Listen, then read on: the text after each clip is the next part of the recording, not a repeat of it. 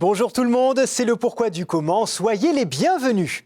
En cette période de carême, donc de combat contre tout ce qui peut nous détourner de Dieu, je vous propose cette semaine de découvrir l'expression « adorer le veau d'or » qui signifie avoir le culte de l'argent, des biens matériels, voire ne fréquenter que les gens riches. Allez, je vous propose de retrouver le peuple d'Israël dans son périple en direction de la terre promise pour bien comprendre ce que c'est que ce veau d'or et qui sont ceux qui l'adorent. 3 mois après être sortis d'Égypte, les Hébreux arrivent dans le désert du Sinaï et ils installent leur campement juste ici, au pied de cette montagne. C'est le moment que choisit l'Éternel pour se manifester une fois de plus à Moïse. Le Seigneur engage l'ancien prince d'Égypte et lui seul à venir le rejoindre au sommet du mont Sinaï.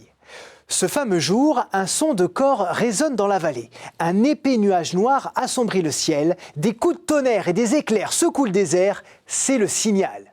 Moïse laisse le peuple hébreu sous l'autorité de son frère Aaron, le grand prêtre, et se met en marche vers l'Éternel.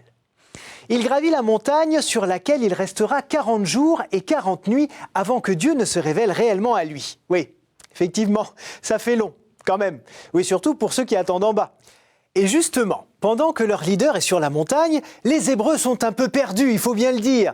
Ils se mettent à douter, ils pensent que depuis tout ce temps, Moïse est mort et qu'il ne reviendra jamais. Ben oui, imaginez un peu, 1 mois et 10 jours sans donner de nouvelles quand même. Pas un coup de fil, pas un mail, pas une carte postale, rien.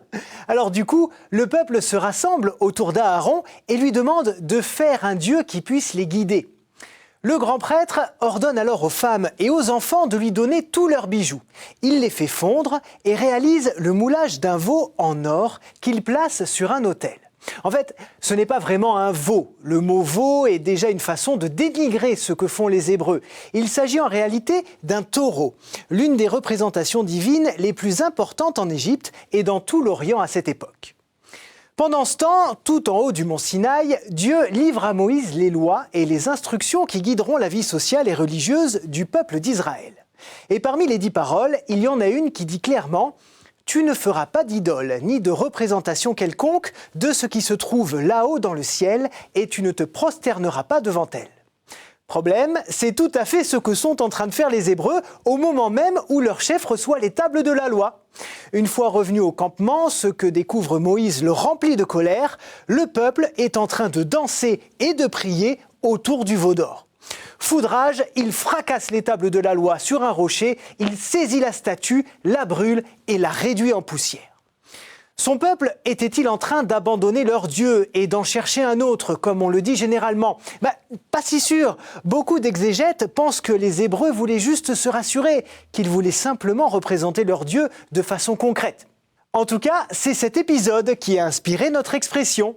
Avant le XVIIe siècle, un veau d'or désigne une personne qui n'a d'autre mérite que sa richesse. Puis il devient le symbole de la vénération de tout ce qui brille, c'est-à-dire d'une fortune qui peut vite pervertir ceux qui la possèdent. Le veau d'or qualifie alors cette tentation toujours renouvelée d'élever l'argent au rang de religion, sens qui a perduré jusqu'à aujourd'hui, même s'il ne rend pas tout à fait compte de ce qui s'est passé au pied du Sinaï. Voilà, vous savez tout. Merci pour votre attention et à la semaine prochaine pour de nouvelles aventures. Ciao!